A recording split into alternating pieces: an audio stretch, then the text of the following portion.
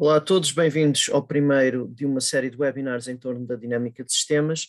Neste primeiro webinar iremos trabalhar em torno das raízes cibernéticas da dinâmica de sistemas. Vamos falar um pouco acerca da própria cibernética, do desenvolvimento da cibernética e da relação com a dinâmica de sistemas. O meu nome é Carlos Pedro Gonçalves, sou professor associado na Universidade Lusófona de Humanidades e Tecnologias, na Escola de Ciências Económicas e das Organizações. Sou investigador em Ciências da Complexidade, Tecnologias Quânticas, Inteligência Artificial, Estudos Estratégicos, Inteligência e Segurança, Fintech e Modelação do Risco Financeiro. Portanto, estes webinars, vai haver uma série deles, os webinars seguintes vão estar focados já na própria dinâmica de sistemas e em toda a base matemática e de modelação da dinâmica de sistemas. Neste primeiro webinar vamos focar-nos principalmente na questão da histórica, do desenvolvimento histórico e na cibernética. Portanto, quando olhamos para a cibernética, vemos aqui o termo cibernética foi um nome para um movimento científico do pós-Segunda Guerra Mundial. O termo em si foi proposto por Norbert Wiener para esse movimento e a cibernética visava uma síntese transdisciplinar fundamental que ligasse diferentes áreas disciplinares, incluindo matemática, física, biologia, ciências sociais e humanidades, e a base central da cibernética reside na computação e na sistémica. A parte nuclear da cibernética relaciona estas duas áreas, a computação e a sistémica.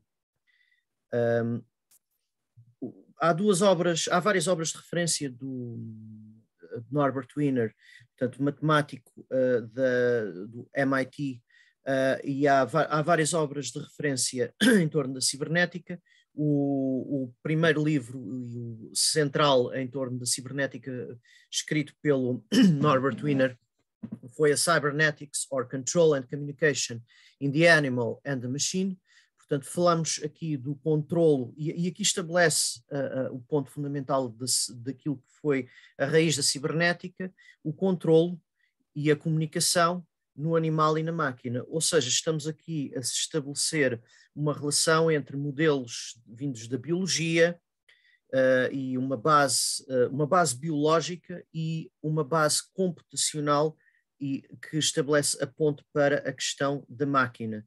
Portanto, e temos então questões relacionadas com, quando falamos em comunicação, falamos em informação, em que vem da teoria da informação, computação, e também a teoria do controle, que aponta depois para a questão do feedback.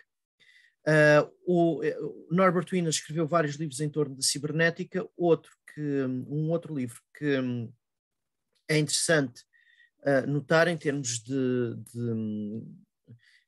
temática e que demonstra bem a interdisciplinaridade e mesmo a transdisciplinaridade da área da cibernética é o livro God and Golem, Deus e Golem, um comentário acerca de certos pontos onde a cibernética, where cybernetics impinges on religion, portanto, a relação entre a cibernética e a religião.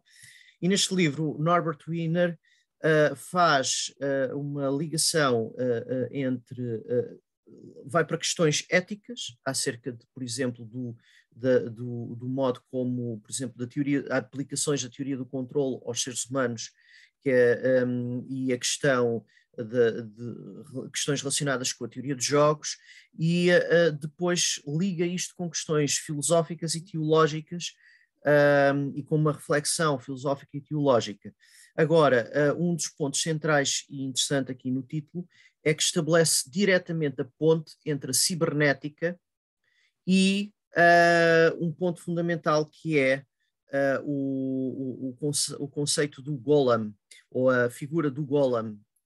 O golem, portanto, o golem é uma, já agora deixem-me só descer um bocadinho, o golem é um ser artificial lendário feito de barro/argila, a uma massa informe era dada uma forma antropomórfica e era inscrita, portanto, isto, segundo a lenda, era inscrita uma palavra que o fazia despertar.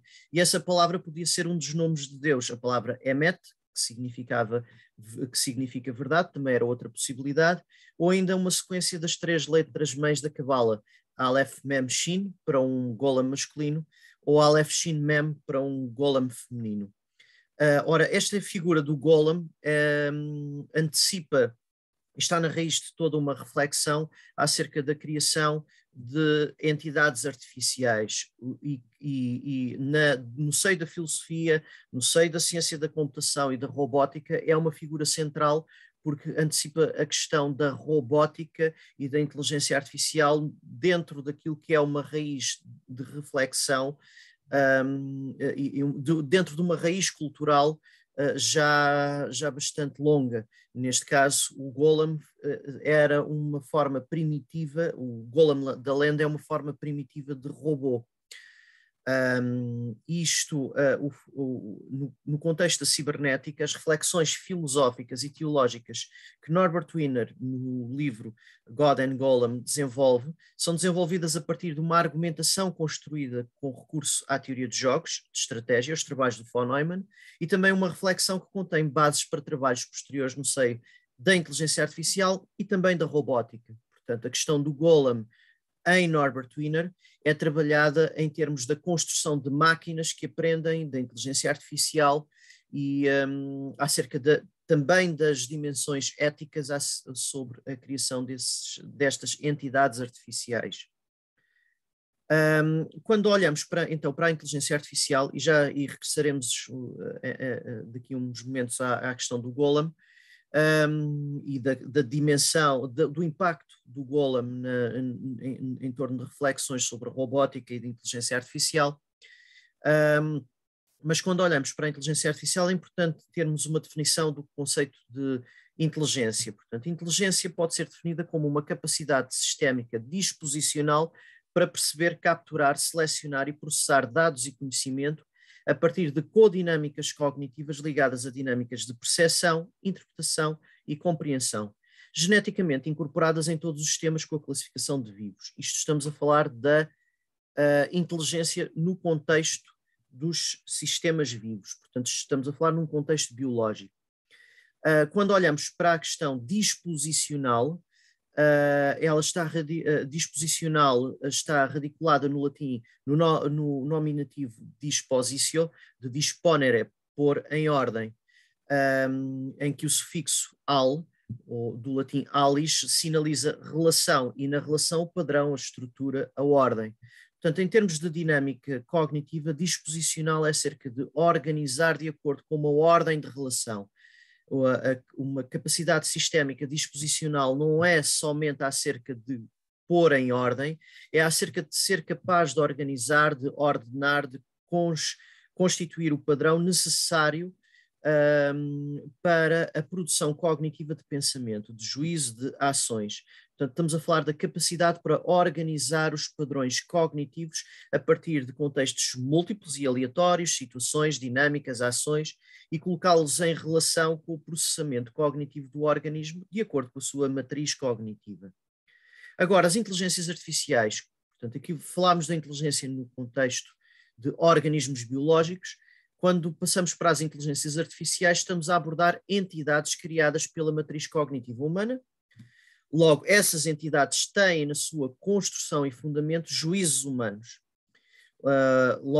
Todo o suporte cognitivo das inteligências artificiais é baseado em algoritmos, criado por naturezas humanas. Isto é um ponto fundamental porque muitas vezes faz-se uma oposição, portanto, vêm as máquinas e as máquinas vão nos controlar e as máquinas, o problema é que vêm também as inteligências artificiais. Não são inteligências, não são entidades alienígenas que vêm aqui invadir-nos, são produtos, são ferramentas produzidas por seres humanos e são usadas por seres humanos, portanto somos nós que as usamos. E isto é um ponto fundamental e que muitas vezes é esquecido, quer no seio de discursos políticos em torno da inteligência artificial que se enviesam em relação a esta dimensão e estão a ver as inteligências artificiais como entidades autónomas e com capacidade de autodeterminação que não têm. Ok? Este é um primeiro ponto. A não ser que houvesse um despertar, o tal AI Awakening, que se fala a questão da singularidade tecnológica, mas estamos a falar de ferramentas. Ok, ferramentas utilizadas por seres humanos, portanto somos nós que produzimos as inteligências artificiais e que as pomos em uso. Isso é um ponto fundamental, que tem que ficar claro logo de início quando se olha para as inteligências artificiais. Todo o suporte cognitivo das inteligências artificiais é baseado em algoritmos criados por naturezas humanas. Portanto, estamos a falar de ferramentas, mas são ferramentas cognitivas. O que necessariamente, portanto, quando olhamos para estes algoritmos criados por naturezas humanas, permite estabelecer paralelismos cognitivos, ou seja, as inteligências artificiais, e nesse sentido podemos falar de inteligência ligado a estas entidades artificiais, incorporam nas suas respectivas matrizes cognitivas disposicionais, portanto, estamos a falar de ferramentas que foram dotadas de uma matriz algorítmica, atenção, algorítmica, para realizarem tarefas cognitivas. Portanto, estamos a falar de... Então, temos aqui matrizes cognitivas disposicionais. Então, estas inteligências artificiais incorporam nas suas respectivas matrizes cognitivas disposicionais, e que remete-se para o conceito disposicional, redes conceptuais para a execução de tarefas com antecipação projetiva intencional para a concretização de objetivos. Agora, esses objetivos são objetivos humanos. Portanto, são tarefas em que nós colocamos estas ferramentas a realizarem tarefas, segundo objetivos estabelecidos por nós. A temática do Golem e a inteligência artificial é interessante porque ela é recorrente ao nível da filosofia, da chamada filosofia digital e da filosofia, das reflexões filosóficas em torno da própria ciência da computação. Ela é recorrente na reflexão em torno da inteligência artificial e da robótica modernas. E é uma referência, é uma figura central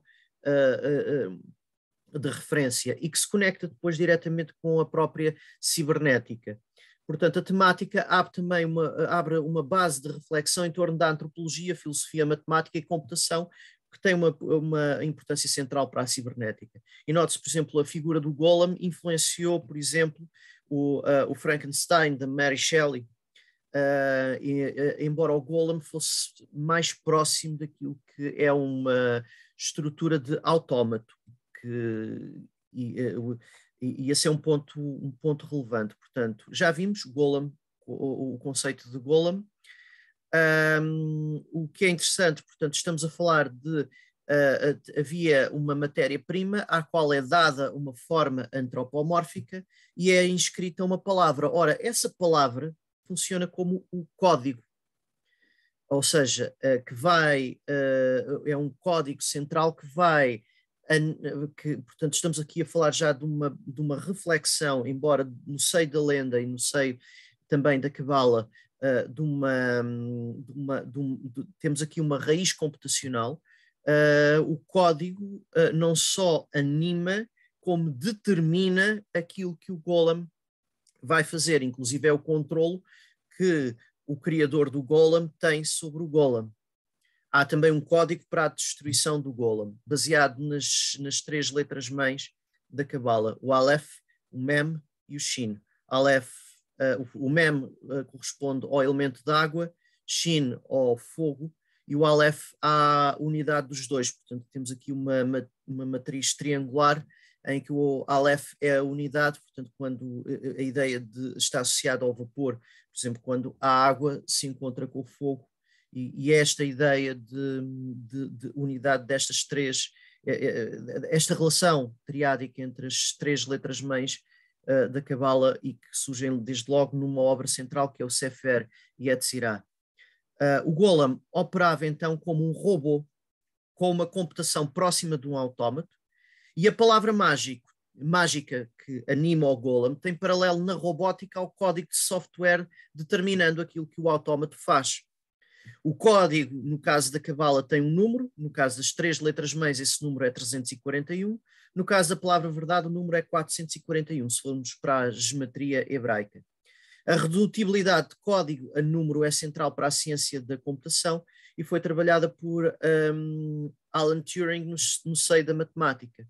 Portanto, esta redutibilidade do código a número é daquilo que é um algoritmo a um número, a um código de Turing, foi introduzida por Alan Turing. E a ideia de que as ações mecânicas realizadas por uma máquina, neste caso o modelo geral de computador introduzido por Alan Turing, nós tínhamos operações mecânicas determinadas por código, neste caso por uma palavra que determinava aquilo que a máquina fazia. Uma palavra, se quiserem, expressa em termos binários, portanto, uma sequência de números. Esse código único, essa sequência numérica, pode ser pensada como número, pode ser pensada como texto,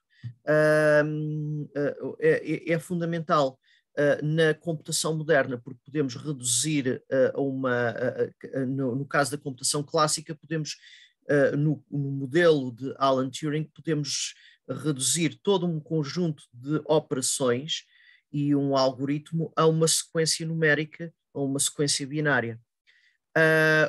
E o que é interessante é que Alan Turing também, que é o pai daquilo que é a matemática, toda a grande base da matemática ligada à computação moderna vem de Alan Turing, e também da inteligência artificial, já vamos ver, e é uma figura central para a cibernética. Sem Alan Turing seria muito difícil, o desenvolvimento da cibernética tem aqui o Alan Turing como uma figura central, quer em termos de reflexão filosófica, quer em termos de reflexão matemática, e de toda a modelação matemática. Portanto, um ponto relevante aqui é que o Alan Turing introduziu a base para a aprendizagem de máquina e para um outro tipo de dimensão, porque seria uma ideia de um golem evolucionário. Num artigo de 1950, Computing Machinery and Intelligence, o Alan Turing propõe, em vez de programar uma máquina para imitar, e aqui falamos de uma mimesis digital algorítmica. Já vamos a esta questão. Portanto, imitar o comportamento de um humano adulto começa-se por trabalhar com um modelo de criança. E a proposta de Turing lançou as bases para a computação evolucionária como base para a aprendizagem de máquina, quando identificou uma estrutura algorítmica semelhante à dos algoritmos genéticos, em que a estrutura da máquina criança, a child machine, iria sofrendo mutações e seria sujeita a um processo semelhante ao da seleção natural, mas neste caso introduzida pela pessoa que ia treinando a máquina, ou ia ensinando a máquina. Isto introduziu as bases quer para os algoritmos genéticos, quer para toda a aprendizagem de máquina. Temos aqui a raiz da proposta. E da própria inteligência, da própria reflexão em torno da inteligência artificial, fortemente ligada à questão da aprendizagem de máquina, temos aqui. Agora, há aqui um ponto também fundamental, que é um ponto fundamental para a inteligência artificial, que é quando falamos numa inteligência artificial implementada no contexto de uma computação clássica digital, num computador digital, que é aquilo com que nós trabalhamos neste momento, embora já haja a possibilidade de acesso via nuvem a computadores quânticos e já haja investigação em computadores quânticos, que é uma das áreas onde desenvolvo, em que trabalho regularmente com computadores quânticos, acedendo via nuvem a esses computadores quânticos, mas isso já é outro nível de computação.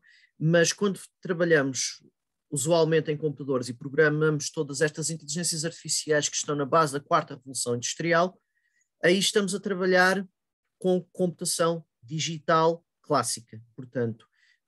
E aqui um ponto fundamental para aquilo que foi o desenvolvimento da inteligência artificial era este conceito de mimesis digital algorítmica. A ideia central é que poderíamos pôr uma máquina a imitar uma máquina baseada num comportamento algorítmico programável no contexto de um computador digital, imitar o comportamento de um humano adulto ou realizar tarefas cognitivas imitando o comportamento humano.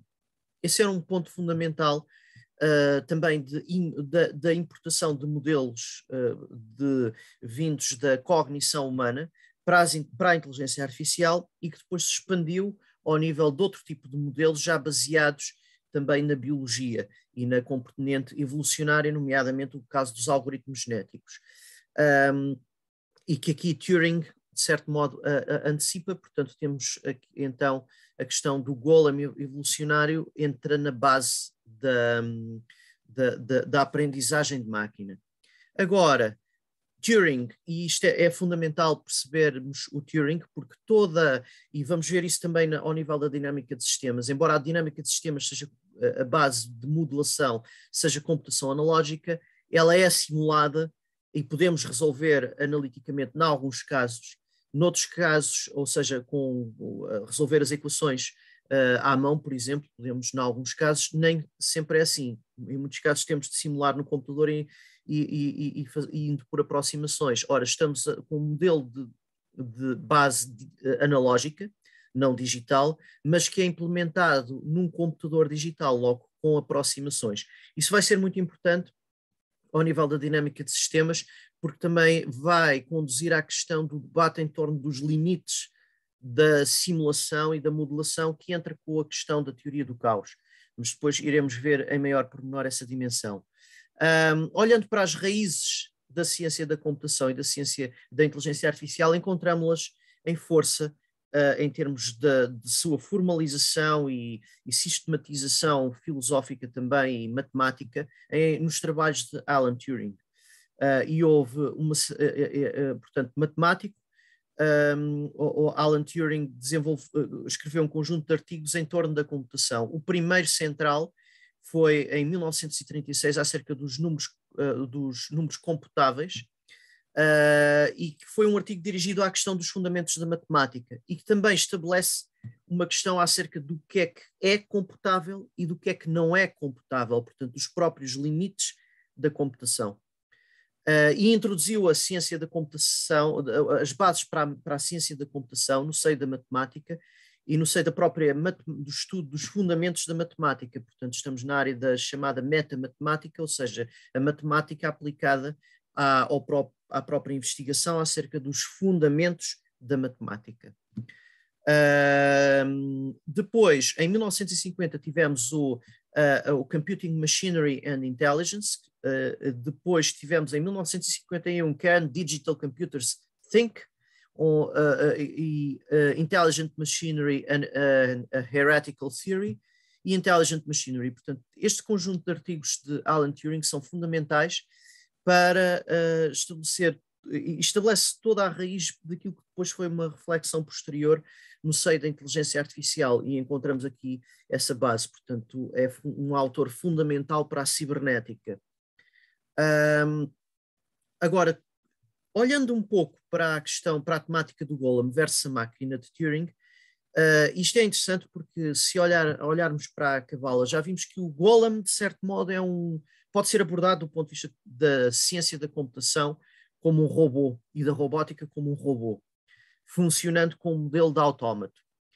E se olharmos para a própria Cabala, que é uma tradição mística judaica, mas que se expandiu para além do contexto judaico e tornou-se uma das grandes raízes do pensamento esotérico ocidental. E se analisarmos a Cabala judaica, temos aqui um ponto muito interessante, que é que, olhando para a Cabala, do ponto de vista da ciência da computação, encontramos lá sistemas computacionais. Portanto, há uma computação ligada à Cabala.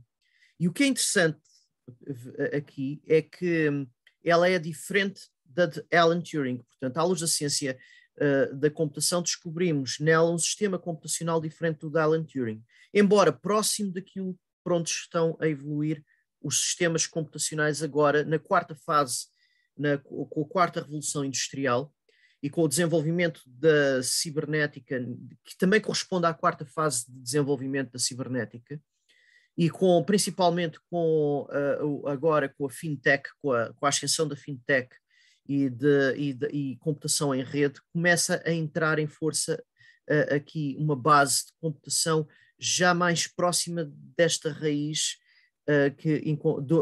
com paralelismos com aquilo que ocorre quando olhamos para a Cabala do ponto de vista da computação. Mas agora, há aqui um ponto fundamental interessante. Em Turing, o número de Turing de uma máquina determina completamente aquilo que a máquina faz. Na Cabala, um número constitui uma matriz computacional disposicional, de novo o conceito disposicional, para computações dinâmicas hipertextuais, sendo a relação entre palavras, discurso e número, aqui a geometria, fundamentais.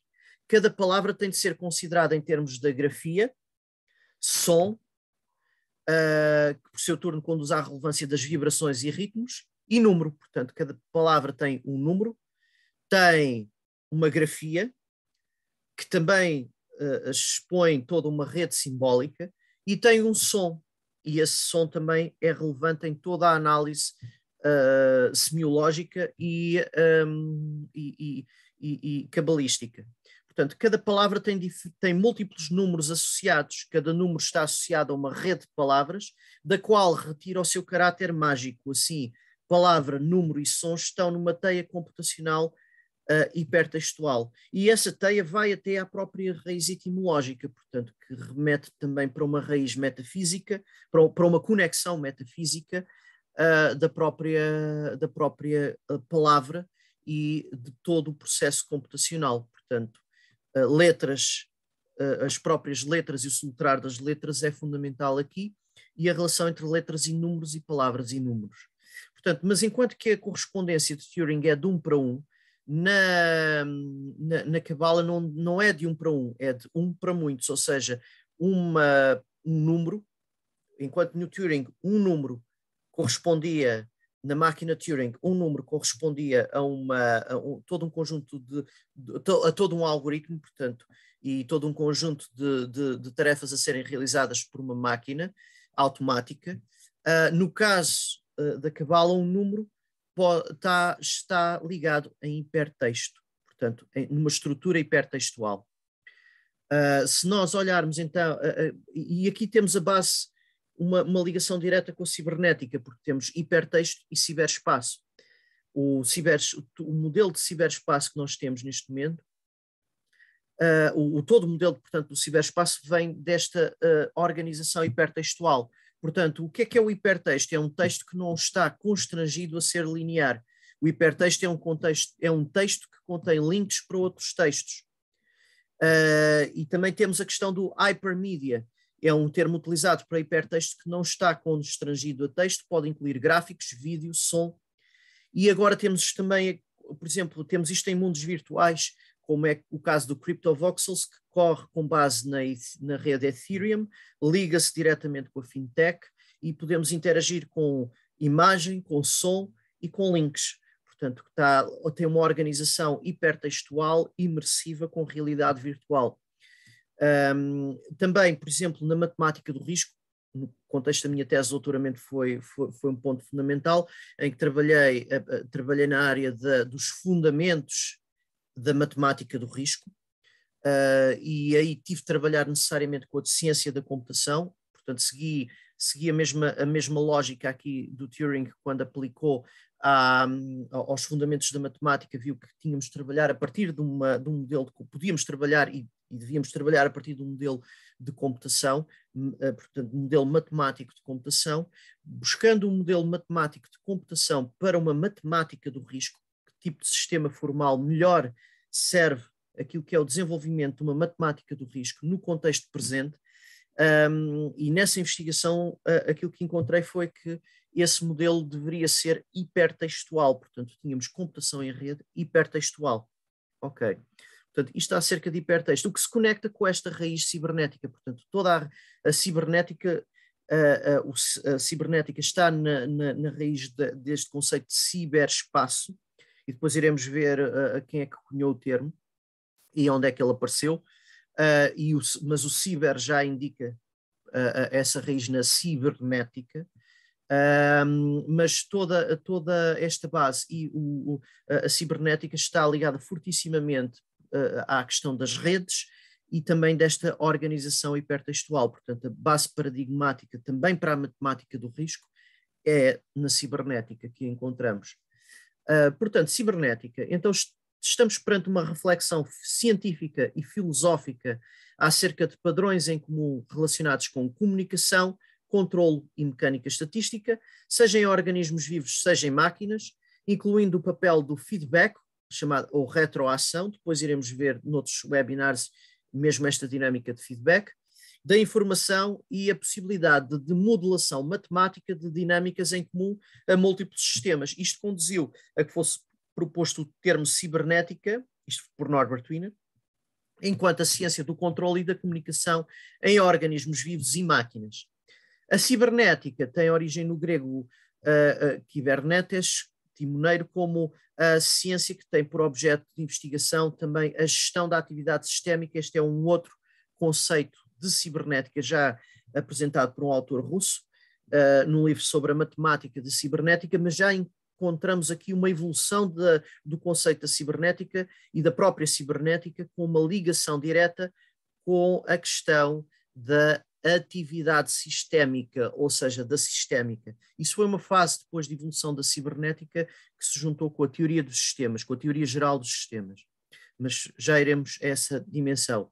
4 referências centrais para a cibernética.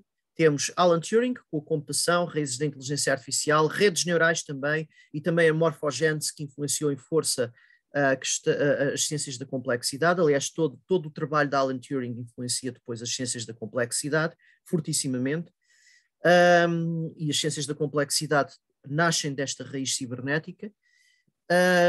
Depois temos Claude Shannon com a teoria da informação e da comunicação, von Neumann com a teoria dos jogos e a teoria dos autómatos, e o Jay Forrester com a dinâmica de sistemas, em que estamos a falar acerca da simulação em computador de dinâmicas de sistemas em tempo contínuo, redes de relações dinâmicas e equações diferenciais. E aqui o modelo de Jay Forrester é analógico e tem raízes na mecânica newtoniana. Mas vamos então olhar um pouco para as raízes da cibernética, um pouco mais. Portanto, temos Norbert Wiener com um novo modelo científico orientado exclusivamente para o estudo das relações que os objetos mantêm com o ambiente, e o que depois conduz à questão da sistémica, a relação entre um sistema e o ambiente. O projeto de criação de máquinas inteligentes, em que temos os trabalhos de Alan Turing, von Neumann, com a teoria dos autómatos e a arquitetura dos computadores, o complexo industrial, militar e científico norte-americano que pegou em força nisto, e também britânico, na Grã-Bretanha também houve em força a tentativa do desenvolvimento dos computadores, e muito influenciado pelo trabalho de Alan Turing, ambos os lados, de quer Estados Unidos, quer Grã-Bretanha, e depois ao nível mundial, portanto, Turing e von Neumann são duas referências centrais para a área da computação, que é fortemente influenciada pela própria cibernética. Claude Shannon, teoria matemática da comunicação, foi outro dos autores da cibernética. Estamos a ver aqui 1948. Von Neumann e Morgenstern, aqui uma raiz muito importante que influenciou depois o desenvolvimento da cibernética com a teoria de jogos e comportamento económico. E depois temos Macaulay-Kipnis com as redes neurais, embora o Alan Turing também já trabalhasse com as redes neurais, com a questão das redes neurais artificiais. Então temos as várias fases da cibernética. Há 4 fases centrais para a cibernética. Primeira fase, as grandes temáticas foram desenvolvidas em torno dos mecanismos teleológicos, portanto, o que se liga depois com a funcionalidade de sistemas artificiais cumprirem com determinados fins e, no fundo, com determinado tipo de objetivos, e também se adaptarem nesse sentido. Feedback, autorregulação e também o caos estatístico introduzido por Norbert Wiener e mais tarde trabalhado por Benoit Mandelbrot, que foi o pai dos fractais. Segunda fase da cibernética, na década de 1970, 1980, tivemos o conceito de cibernética de segunda ordem, em que se trabalhou a ordem por ruído, a auto-organização, e entrou a metáfora biológica e também os projetos para o desenvolvimento do computador biológico, ou seja, computadores baseados numa base biológica, numa matriz biológica. E essa forte influência da biologia influenciou depois as escolas da complexidade, todas as escolas de complexidade, mas principalmente Ilya Prigogine e também o Instituto de Santa Fé, que foi desenvolvido a partir dos Los Alamos, e em que tínhamos o desenvolvimento, toda uma matriz cibernética que ali também se desenvolveu no seio das ciências da complexidade. Portanto, temos aqui as raízes das ciências da complexidade. Entrou também a questão da teoria do caos, incorporou também toda esta reflexão. E aqui tínhamos também a questão do computador analógico versus computador digital, a possibilidade de construção de computadores analógicos e a importância do analógico versus digital. Claro que o grande modelo de simulação e os computadores com que trabalhamos são digitais, e também se coloca a questão até que ponto é que o digital consegue simular o analógico, um sistema que tenha computação analógica. Cibernética matemática, estabeleceu-se bastante, estes dois períodos, primeira e segunda fase da cibernética, foram fortemente determinantes para as bases da cibernética matemática. Temos os elementos da matemática discreta, a teoria dos conjuntos, relações, teoria dos grupos, também a teoria das categorias, por exemplo, com que trabalhei na minha tese para a questão de um sistema formal hipertextual para a matemática do risco.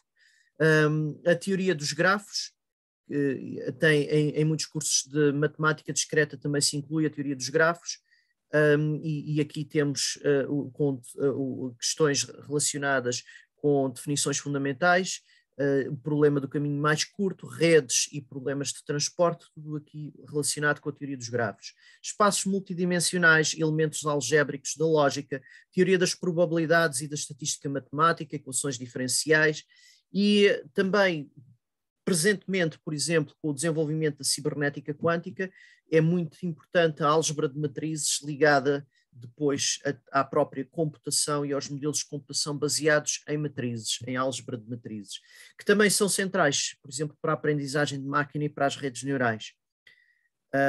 Depois temos também ainda como temáticas específicas no seio da cibernética matemática, de toda a base matemática para a cibernética, a estrutura e a descrição matemática de problemas de comando e controle optimal, e então temos aqui a questão da teoria do controle, programação linear, teoria de jogos, teoria da decisão estatística, programação dinâmica, teoria dos processos estocásticos, dinâmica não linear e teoria do caos. Tudo aqui está no seio da questão na área da cibernética matemática.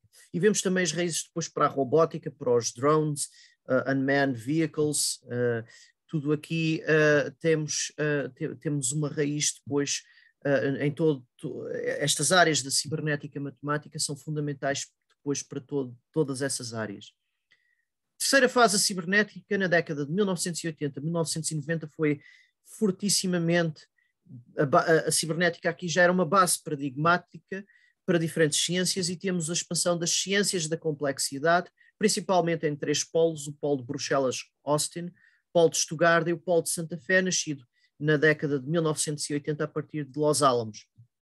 As noções centrais aqui relacionam-se com a emergência, com a evolução, adaptação e complexidade, e influenciaram as mais diversas ciências, incluindo e em força a economia e as finanças, que foram fortemente influenciadas depois a partir pelas ciências da complexidade. E, portanto, temos as escolas da complexidade na economia, as aplicações da teoria do caos à economia, também a dinâmica de sistemas aplicada em força à economia e gestão.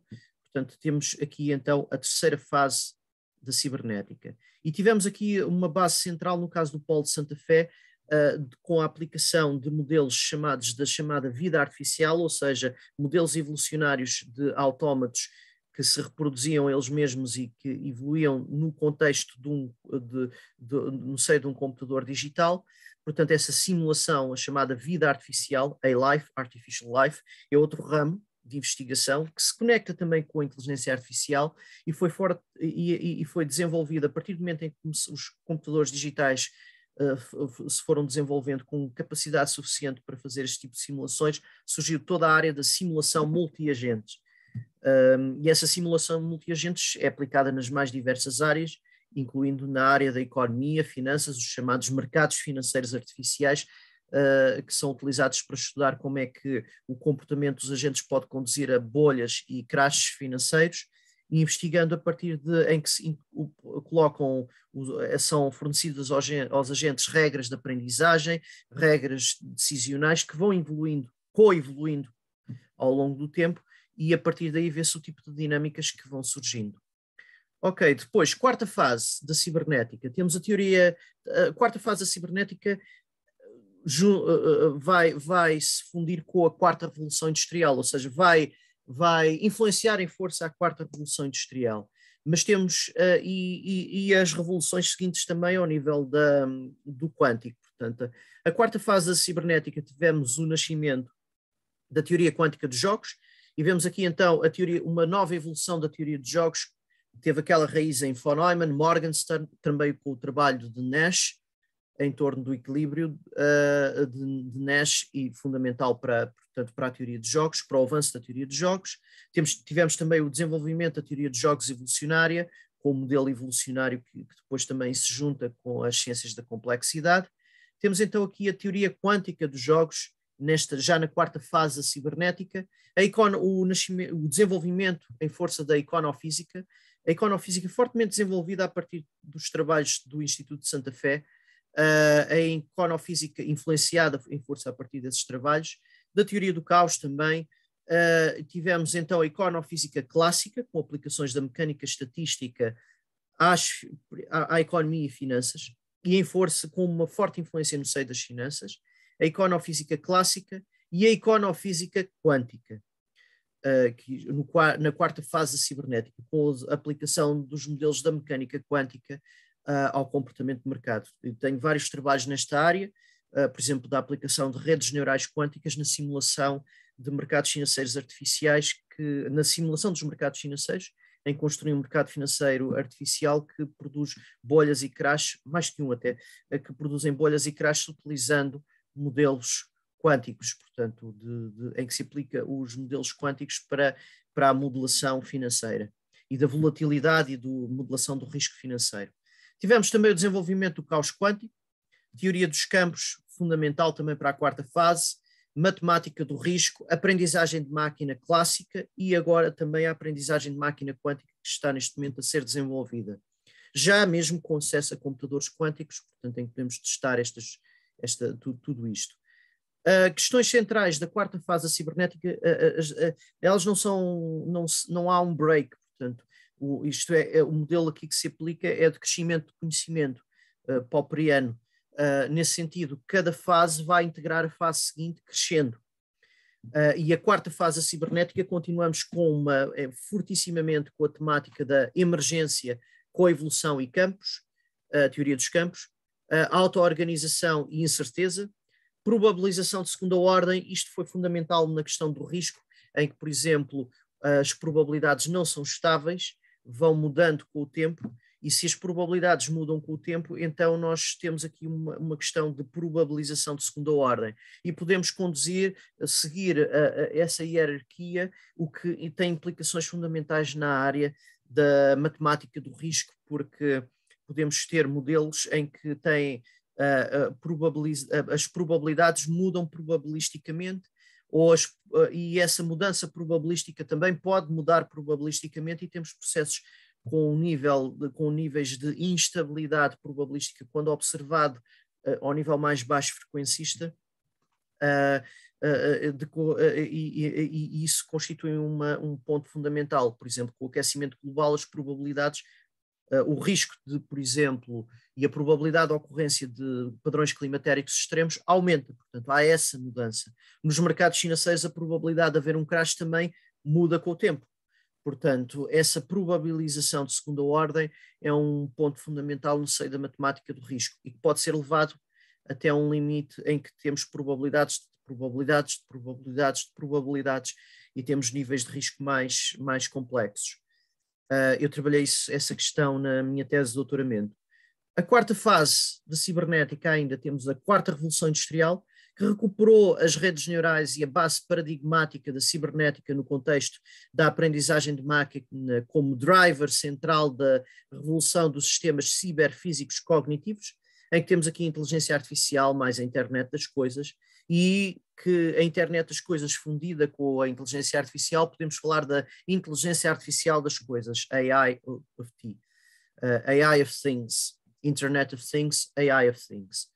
Temos então também a computação quântica, as redes neurais quânticas, a teoria quântica de jogos em expansão, também a fintech quântica, blockchain e criptocomputação, é uma nova, foi uma área que se desenvolveu a partir das criptomoedas, quando é desenvolvido depois a rede da Ethereum, começamos a ter aqui a capacidade de criptocomputação, e podemos refletir acerca também, e essa é uma reflexão que já está a ocorrer, está na sua infância, acerca das criptomoedas quânticas, da blockchain quântica e de uma criptocomputação quântica. E aqui temos inteligências artificiais, projetos de inteligências artificiais utilizando blockchain. Portanto, isto foi uma surpresa que veio da fintech e um modelo com implicações ao nível da própria ciência da computação e da própria cibernética. Outra dimensão é a neobiónica, temos os interfaces cérebro-computador, Brain-Computer Interfaces, invasivos e não invasivos, que permitem, o invasivo significa que se tem de fazer uma operação e pôr um chip ou uma ligação ao sistema, ao computador no cérebro, portanto a interface com o cérebro. Outro, os não invasivos, basicamente coloca-se um aparelho que mede o eletroencefalograma e podemos controlar sistemas robóticos com o pensamento. Isso já existe há muitos anos, neurohackers, chamados neurohackers, utilizam esse tipo de sistemas não invasivos, principalmente, em experiências em que controlam robôs, controlam drones, com o pensamento em que o sistema descodifica a parte do eletroencefalograma para comandos para a máquina e a máquina então traduz isso em termos de movimentos para os drones, sendo um dos níveis avançados disso foi o controlo de enxames de drones com o pensamento. Portanto, esta é a quarta fase da cibernética que está ainda em evolução e é aquela em que estamos agora com a quarta revolução industrial. Agora, a cibernética teve uma influência cultural elevadíssima, portanto, temos o conceito de cyberspace, o termo cyberspace foi introduzido por William Gibson num livro Neuromancer, e depois deu uma trilogia de livros de ficção científica que é chamada trilogia do ciberespaço, e portanto o termo ciberespaço foi introduzido aí, exatamente para um modelo daquilo que era uma matriz, uma matrix com que se interagia e que em que tínhamos as ligações entre os sistemas computacionais, os bancos de dados, e tínhamos hackers que faziam o surfing do cyberspace. Mas esse ciberespaço é um bocadinho diferente do ciberespaço que nós temos presentemente, que essencialmente clicamos nos links, vamos para o site A, B ou C com esta ligação hipertextual. O ciberespaço do William Gibson era uma experiência imersiva, tipo realidade virtual, à qual se ligava e havia os dispositivos próprios para isso e tínhamos uma experiência imersiva num espaço virtual. Portanto, isso era o cyberspace do William Gibson e estamos a avançar para esse nível, de certo modo, principalmente com a questão com mundos virtuais, e, por exemplo, no CryptoVoxels já tem um bocado esses projetos de novo nível de ciberespaço. William Gibson, estes romances do ciberespaço também introduziram o conceito do cyberpunk. O outro conceito que também vem da cibernética, o termo cyber, aqui temos sempre que nós temos este prefixo cyber, estamos no contexto de uma influência da cibernética, cyborg, cyber attacks, cyber security, cyber defense, e temos, por exemplo, personagens como o Homem de Ferro que foram fortemente influenciados pela cibernética, são personagens que são um produto em força da cibernética e da matriz cibernética. Aqui tem um exemplo interessante a propósito da quarta revolução industrial. Ela já foi antecipada em 1991, por exemplo. Aqui tem, no lado esquerdo, tem o Homem de Ferro, o Tony Stark, a usar uma banda de elétrodos para uma leitura de eletroencefalograma, os óculos para ver aquilo que o robô estava a ver, e ele assim conseguia controlar a armadura com o pensamento. E temos aqui já isto em 1991. À direita tem a imagem do Emotive da Epoch, é um sistema de interface cérebro-computador que está disponível para venda para o grande público. É uma das empresas, outra é a NeuroSky, há uma série de empresas que vendem este tipo de dispositivos e que têm sido utilizados exatamente para fazer a mesma coisa que o Tony Stark fazia. Neste caso, podemos controlar robôs com o pensamento e é um ponto fundamental, é um exemplo acerca de como é que a ficção científica, influenciada pela cibernética, antecipou de facto depois aquilo que foi ciência futura e tecnologias futuras que entretanto foram desenvolvidas. Agora, olhamos já portanto para todo este percurso da cibernética, olhando agora para uma outra dimensão que depois faz a ponte para a dinâmica de sistemas. Uma questão central é que a cibernética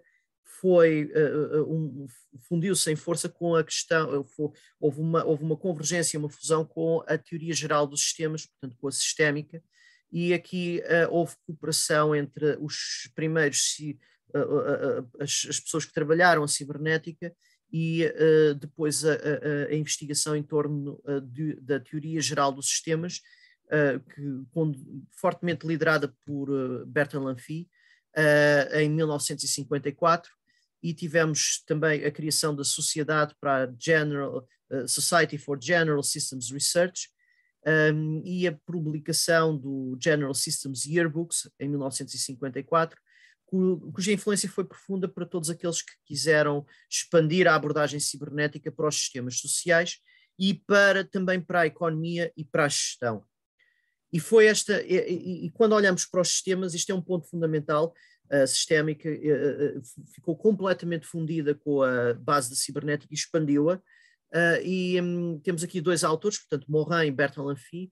Como definir então o sistema? Nós podemos definir sistema enquanto uma síntese dinâmica, complexa, interativa, de relações entre entidades e meio, assumindo uma entidade como qualquer um existente concreto, excluindo quaisquer princípios organizadores anteriores ou externos ao sistema, que se organiza a partir a si mesmo, a partir de inter-relações disposicionais das entidades e ambiente, que constituem, fundamentam e o sustentam enquanto síntese, e assim enquanto totalidade e unidade. Tem aqui um conceito de sistema.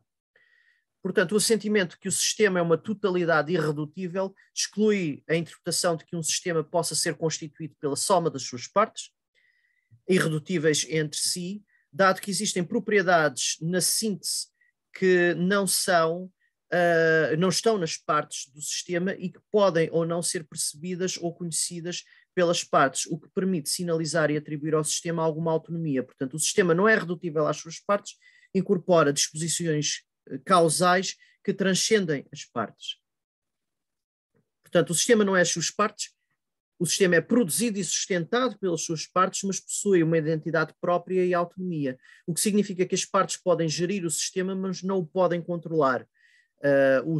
A sustentabilidade do sistema depende de um intenso e permanente jogo de sobrevivência determinado pela dinâmica disposicional das partes, suportada por uma ontologia de diversidade rítmica e diferença, estrategicamente sincronizada para a sobrevivência do sistema, dos sistemas. Portanto, temos então agora, considerando então o conceito de sistema, temos a raiz da dinâmica de sistemas. com o desenvolvimento da cibernética, da teoria geral dos sistemas e do cálculo newtoniano, nomeadamente a resolução analítica de equações diferenciais, passando depois para a resolução numérica de equações diferenciais e o estudo das equações diferenciais, com os métodos de integração numérica, e finalmente o passo seguinte, que é a simulação em computadores digitais de sistemas com dinâmica descrita por equações diferenciais, utilizando essa resolução numérica das equações diferenciais, portanto, utilizando esta base computacional. Agora, três grandes abordagens, isto é importante, portanto, considerando então três grandes abordagens de modelação. Nós temos, quando olhamos para a dinâmica de sistemas, ela está principalmente situada em estados contínuos e dinâmica em tempo contínuo. Portanto, estamos a falar de equações diferenciais e em termos matemáticos de um modelo de computação analógica, embora simulado depois em computadores digitais. Há outra possibilidade de modelação, que é quando nós estamos a modelar sistemas em tempo discreto, mas com estados contínuos. E aí também podemos trabalhar uma dinâmica de sistemas, mas com os chamados mapas dinâmicos, ou seja, temos a variável dinâmica no momento 1, no momento 2, no momento 3, e estabelecemos a relação entre a variável dinâmica num dado momento para o momento seguinte, segundo uma regra dinâmica. Isto são os mapas dinâmicos que são utilizados no seio da teoria, que foram fortemente investigados no seio da teoria do caos e que podem gerar muito facilmente mesmo mapas unidimensionais, ou seja, só com uma variável dinâmica, podem gerar comportamentos caóticos. Depois temos a computação analógica, aqui ainda é um modelo de computação analógica, quer no primeiro de estados contínuos e dinâmica em tempo contínuo, quer nos estados contínuos e dinâmica em tempo discreto. Temos um modelo do ponto de vista matemático de computação analógica. Agora, quando trabalhamos em estados discretos e dinâmica em tempo discreto, temos uma computação digital. E basicamente um dos grandes modelos que tem sido emprego são os autómatos solares, portanto, em que temos estados discretos e dinâmica em tempo discreto. Também podem ser trabalhados no seio de algoritmos genéticos e de modelos baseados em agentes com estados discretos e dinâmica em tempo discreto, modelos de autómatos, por aí adiante. Portanto, esta é outra área de modelação, a última fortemente ligada à modelação multiagentes, embora a outra também tenha ligações que podem ser desenvolvidas no seio de modelos multiagentes, portanto, todas elas. Agora, o pai da dinâmica de sistemas foi Jay Forster, que na década de 60 a experiência, portanto, a ideia central, eu fui professor já agora no MIT e na escola de gestão do MIT, foi um dos, ele foi um engenheiro, inventou um sistema para a memória digital de computadores e foi fortemente influente, principalmente, muito em força na área da gestão. E é fortemente conhecido na área da gestão e também da economia da sustentabilidade, portanto é uma figura central. Como é que evoluiu a dinâmica de sistemas? Primeiro, em 1952, enquanto responsável pelo Lincoln Laboratory, coube a Forster a coordenação da implementação de um sistema de alerta e defesa, o sistema SAGE, utilizando radares e computadores pela primeira vez. No contexto deste projeto, Forster percebeu a importância da abordagem sistémica na concepção e controlo de organizações complexas envolvendo a interação entre pessoas e máquinas, ou seja, temos aqui o problema de raiz da cibernética, portanto, o controlo de organizações complexas envolvendo a interação entre pessoas e máquinas em tempo real, em que as máquinas tinham de ser dotadas da capacidade de tomar decisões vitais à medida que a informação chegava. E este problema cibernético, o Jay Forster teve contacto direto com este problema cibernético na prática, portanto, ligando à questão dos radares, do uso de radares e computadores, portanto, num sistema de alerta e defesa. Depois, em 1961, quando se tornou professor da Sloan School of Management do MIT, o Forster criou o ramo da dinâmica industrial.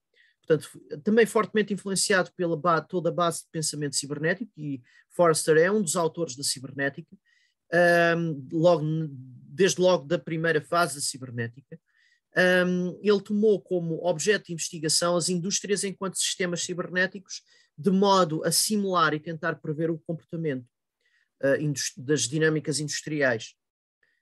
Depois, a partir dessa experiência, depois começou a olhar para a dinâmica urbana, confrontando com os problemas de crescimento e decaimento das cidades, expandiu os métodos da dinâmica industrial para aplicá-los ao estudo da dinâmica urbana, Urban Dynamics, e há aqui 3 obras centrais.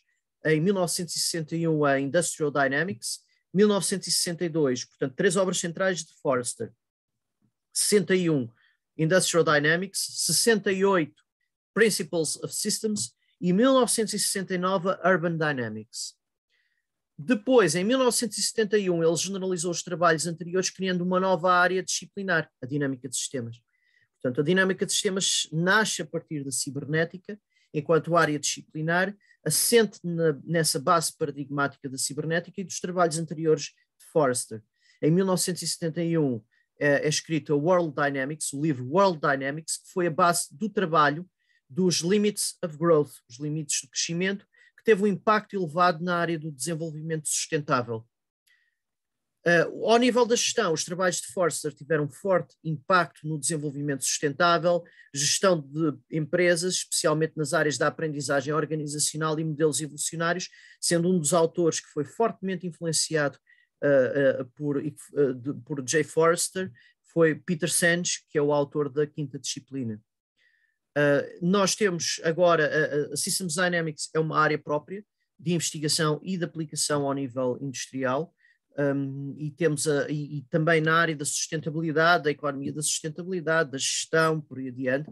E temos aqui o exemplo de um website da System Dynamics Society, em que tem também o link ali abaixo para a System Dynamics Society, também vou colocá-lo na descrição do vídeo. E basicamente, portanto, isto são os pontos centrais em torno das raízes cibernéticas da System Dynamics. Há aqui uma chave central, isto para terminar, que é a computação. Portanto, começamos com a computação e terminamos com a computação. A computação é fundamental para perceber quer a modelação, quer toda a área da cibernética, inclusive a dinâmica de sistemas. Iremos ver isso em vídeos posteriores, que são vídeos mais pequeninos, aí todos situados numa temática específica, em que vamos mesmo trabalhar a dimensão da modelação. Mas para já, a chave aqui é a computação, em que temos um cálculo de input, output e regra de ligação entre input e output. E então temos aqui uma relação entre um conceito de função, um conceito geral de função, seja de base digital, analógica, aquilo que for, portanto, a função e a computação, em que trabalhamos com um conjunto de inputs A, um conjunto de outputs num conjunto de chegada B, e a regra de transformação de cada input no output, que é a função enquanto expressão matemática de uma computação. Uma das linguagens com grande sucesso neste momento na inteligência artificial e na aprendizagem de máquina, data science, por aí adiante, é a linguagem Python, a linguagem de programação Python, que é uma linguagem de propósito geral, portanto é uma General Purpose Language. Ela trabalha em força com uma programação funcional, ou seja, com base neste conceito de função, input-output. Iremos ver depois alguns desenvolvimentos a partir também implementações em Python de alguns dos modelos com que vamos trabalhar. E aqui a ideia é que, no caso da função, para todo o elemento do conjunto de partida, existe um e apenas um elemento no conjunto de chegada, tal que y é igual a f de x. Já vimos que no caso, por exemplo, do modelo de computação presente na Cabala, não pode ser representado do ponto de vista de uma função. É um caso interessante de um sistema computacional no seio de uma tradição de pensamento filosófico que não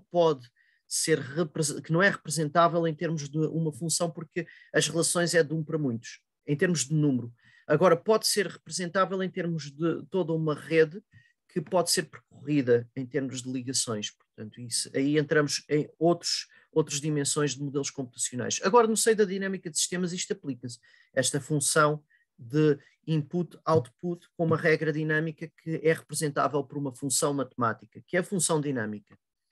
Agora, há aqui um ponto fundamental acerca da dinâmica de sistemas, é que quando a computação digital lida com o alfabeto finito. A computação com números reais, quando trabalhamos numa computação com números reais, estamos na base analógica. Agora, quando falamos quando simulamos isto num computador, para já passamos para números racionais, porque temos um limite de casas decimais, representadas, vejo, por uma razão finita. Portanto, o caso dos números reais, temos números racionais representáveis por uma razão finita e irracionais, não representáveis por uma razão finita, e temos um modelo de computador analógico, mas quando simulamos isto num computador, há um número finito de casas decimais. Portanto, estamos, na verdade, a trabalhar com números racionais e com uma aproximação utilizando números racionais. Portanto, os computadores são digitais, com precisão finita, podendo apenas simular uma aproximação a uma computação com números reais.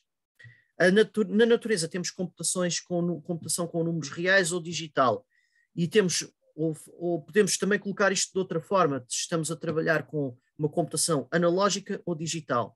Bem, se olharmos para a computação quântica, que é a base, se olharmos para a física fundamental, encontramos lá uma base computacional. Encontramos, ao nível fundamental, temos a computação.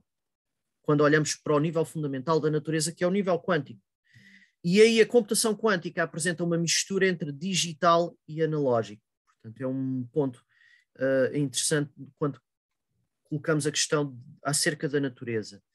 Agora, na aprendizagem de máquina, por exemplo, temos modelos formais de redes neurais artificiais que trabalham com números reais e neurónios de output como números reais, e aqui a implementação em computadores digitais, a precisão é finita, logo lidamos com na realidade com números racionais. No caso da dinâmica de sistema, ela modela a dinâmica dos sistemas trabalhando com redes computacionais analógicas, em que existem relações entre nós da rede ligados entre si por arcos, mas também podem existir ligações entre nós e arcos em que o nó se pode ligar a um arco por um outro arco. Portanto, e aqui temos as dinâmicas de feedback. Ela lida com computação analógica, mas é simulada em computadores digitais, como dissemos, utilizando precisão finita. E agora existem limites computacionais ligados quer à complexidade algorítmica, quer à complexidade dinâmica, que conduzem a limites acerca daquilo que nós podemos fazer ao nível de simulação. Não vamos entrar aqui nesses limites, mas há um limite fundamental. Depois, mais adiante, iremos fazer um webinar só para esses limites, mas um limite fundamental é o da teoria do caos. Em que temos a teoria do caos, temos o caos definido como dinâmica aperiódica limitada com dependência sensível das condições iniciais, o chamado efeito borboleta, que exibe um comportamento semelhante a uma dinâmica aleatória, apesar do sistema e de toda a dinâmica ser determinista. Então temos uma aleatoriedade endógena gerada pela própria dinâmica do sistema. O caos dinâmico é simulável, mas a precisão finita torna-o imprevisível, pois pequenos desvios são amplificados e quaisquer simulações em computadores com diferentes níveis de precisão para as mesmas condições iniciais irão divergir devido aos desvios associados ao limite de casas decimais. Portanto, temos imprevisibilidade associada à própria simulação em diferentes computadores ou diferentes softwares até em relação ao próprio sistema sob simulação. Portanto, se usarmos diferentes softwares com diferentes limites em termos de casas decimais, vamos obter inicialmente os mesmos resultados, mas depois com o tempo irão divergir as simulações. Isto é um limite fundamental decorrente da teoria do caos. Portanto, isto termina este primeiro webinar em torno das raízes da cibernética, das raízes cibernéticas da dinâmica de sistemas. O próximo, já vamos começar, no próximo webinar já iremos começar com a própria dinâmica de sistemas e a trabalhar já a dimensão do cálculo newtoniano e a ligação entre si e a computação analógica.